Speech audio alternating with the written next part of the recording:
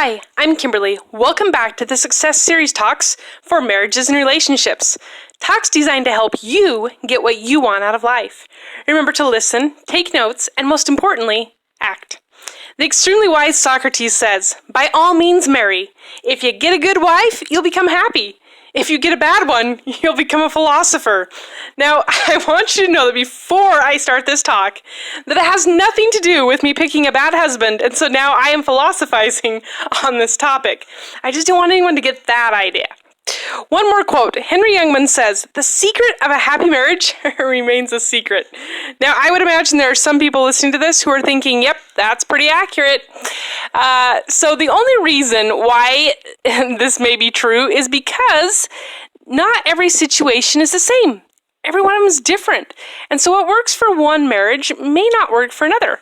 Couples have to think and make decisions based on their needs and desires. There are, however, some principles that will help. Principles are not an exact way of doing something. They simply teach a truth and then let people figure out how to put them into their own situations. So I'm going to give you some true principles today, and then you can execute them in whatever way suits you best. The funny thing is, I came up with these while reading a book about money. So all of them can be applied to money as well. So number one, marriage will be either your greatest asset or your greatest liability. Choose very carefully what choices you make in regard to this. An asset is something that earns more money, and a liability is something that depreciates or loses money over time. So in the money world, it can be your greatest liability by you racking up debt, especially consumer debt. The interest eats away at your future. It never sleeps or takes a vacation. It is your constant companion, day and night. However, when used properly, it becomes your greatest asset, meaning you get richer from it. If you invest wisely and take appropriate risks, then your money will work for you. That interest that you collect also never sleeps and will also be your constant companion. And this is the kind we want to have. So marriage is the same way.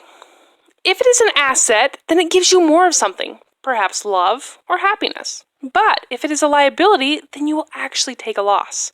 Now, I want you to understand that with every person you meet, you have a relationship account, like a bank account with them. If you put a lot into the marriage, then your account will be full. And then occasionally, when you make a withdrawal from the account, perhaps you're late, you forget their birthday, you say something mean, then it won't be the end of the world because, well, the account will still be full. It is a great asset. However, if you don't invest in it, then it becomes a liability that could cost you big time, emotionally, mentally, physically, spiritually, and financially. If all you do is take from the account and never put anything in, then the interest on that will work the same way. If your love account is in debt, then even small things become huge and hard to get under control. However, if you constantly contribute to the account over time, each thing you do for good also becomes huge in that way, and they'll appreciate it even more. Number two, treat it like a long-term investment, because it is. And if you try pulling out early, you will be penalized. So in the world of finances, there are certain investments that are meant for the short term, like penny stocks and day trading. Then there are investments that are meant to sit for years, like life insurance policies or 401ks. The longer they sit, the more compounding interest they accumulate.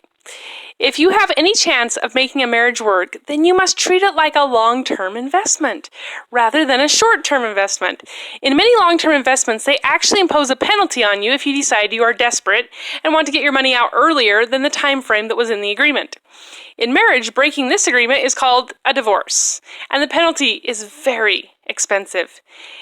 It doesn't pay to pull out early. There is that clause that says, "Until death do us part," that is read in most marriage wedding days. That means you should do everything in your power to hold it together for this entire life. Because if you don't, you will be penalized emotionally, financially, and possibly in many other ways as well. People sometimes want to get some of their money out of investments so they can buy a great new house or car, or maybe go on that second honeymoon. Sometimes it may be a serious health issue that comes up, and occasionally there may be a true need to do this. It happens, and people have to weigh the consequences for bad against, what would be better in the long term, and they just have to think about all these things, short-term, long-term needs. The same is true in marriage. Sometimes there really is a problem such as abuse or a cheating issue, and so it becomes necessary for the one spouse to decide to pull out of the investment. However, one should only do this if there is no other way to keep it there. Pulling out because you have a midlife crisis, want a responsibility-free lifestyle, or because you want a different model or version is a bad reason to pull out of the investment early. It does not pay and will impose great consequences on you and possibly future generations as well. And it can affect other areas of your life, health things. And so it's just, you have to weigh the long term with the short term and determine if that's really something that's the best option for your situation. Number 3, most investments are best if you keep investing after the initial capital is put in. You have to keep putting more into your marriage or it will not have as great of a return. You can't only invest in a relationship on the first date or just keep doing it until the wedding day. Otherwise, it won't last very long later. You have to keep investing day after day, month after month. When people make money investments, they don't just invest one large sum and then just let it sit for 50 years. If they only invest once and then never contribute again, it won't be large enough when retirement comes. Most people put a certain amount of money in each month or quarter and continue to do that more long term. Your marriage needs more added to it on a daily basis for 50 or more years if you want it to still be good when you're older. You can't just give it all you got for the first year of marriage and then be done. I once heard someone say, I told her I loved her on our wedding day and that if it ever changed, I would let her know. Now, this is kind of funny, and it may work in theory, but not really in practice. We need to tell and show people that we love them more regularly. Remember those love accounts?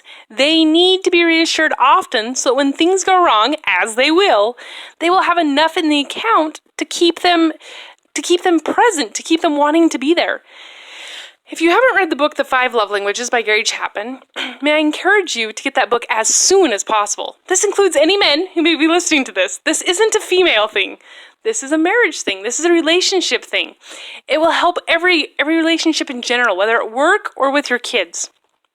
So in the book, it talks about how there are 5 love languages: quality time, gifts, service, physical touch, and words of affirmation. Now, all of these are good things to receive at different times, and I think most people enjoy all of them from time to time. However, everyone has 1 or 2 of them that are their primary way to give and receive love.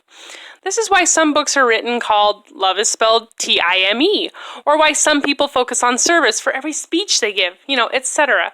Some people get lucky and both spouses are the same love language. And so things are smooth sailing because they just happen to fill each other's love accounts all the time. I would be willing to bet, though, that for most of you, this is not true. Most people are different. Your ability to discover, learn, and use your spouse's love language will largely determine the quality and level of happiness in your marriage. If you constantly do nice things for your spouse and think they should appreciate you, but they really want to be told that you love them, then you still aren't filling their accounts, and chances are you will hear them nag you from time to time saying things like, I just want to hear you say I love you, or I just want you to say that I am doing a good job. Other times, they may want your time, but you keep bringing them home stuff on business trips and from the store. Well, you may think that you're expressing love all the time, and you are. But if they don't understand it, then it doesn't make a difference or even count. I can go up to a speaker of a French language and explain something over and over again in English. But it won't get me anywhere. Because in the end, if they don't understand what I said, then it was pointless. This is why understanding this topic is so important. I know people who think this is stupid and not real at all. However, the next time your spouse complains about something, pay attention to what it is. Is it that you never cuddle with them, or never spend time with them, or never say I love you, or never take out the trash, or never bring them roses? Whichever one they complain about is probably their love language, and they are begging you for it. And the sooner you start doing it, the happier you will be, because the happier they will be.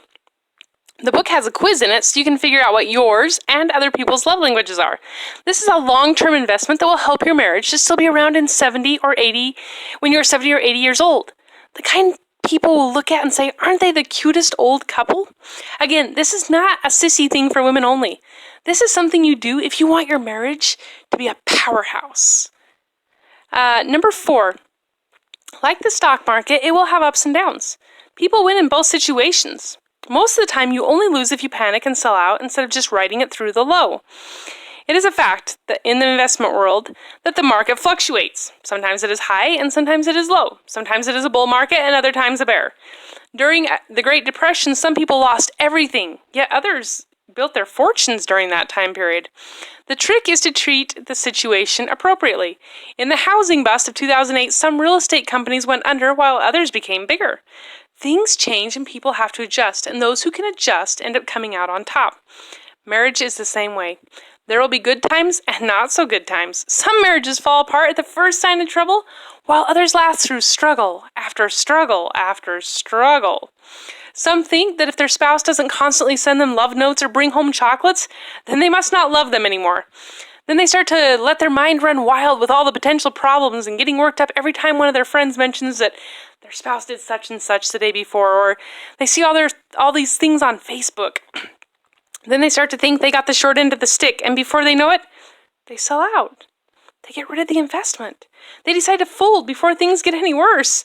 When, if they would have held on and kept going, the marriage most likely would have made it through the slump. Our moods change, jobs change, life is sometimes hard. All of these things affect people and are normal. But how people react affect the outcome of the change. If someone decides to sell their stocks because it went down a little bit, they're going to automatically lose some money, right? And it could keep going down a little bit more, but there comes a point where there's a likelihood that it's going to go back up. And if people just hold on, then they can get that. A lot of people take advantage of this, and when someone's selling at a really low point, they buy it because they know at some point it's going to go back up. So if we just remembered this, then we would be in good shape. So we can prosper in crisis just as easily as in smooth times. Marriages where kids have lots of mental or physical challenges end up being strong. Meanwhile, others fall completely apart as a result of the exact same thing. It isn't the situation that determines whether or not something is good. It is how people handle the situation. Deacon Lloyd Jones, who was a newspaper columnist writer, said, "There seems to be a superstition among many thousands of our young people who hold hands and smooch in the drive-ins that marriage is a cottage surrounded by perpetual hollyhocks, to which a perpetually young and handsome husband comes home to a perpetually young and ravishing wife.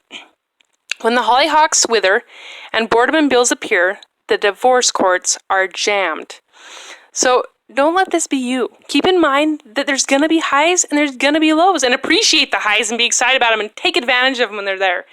And when there's the lows, well, take advantage of that too, and choose to make that time become one where you can become closer together.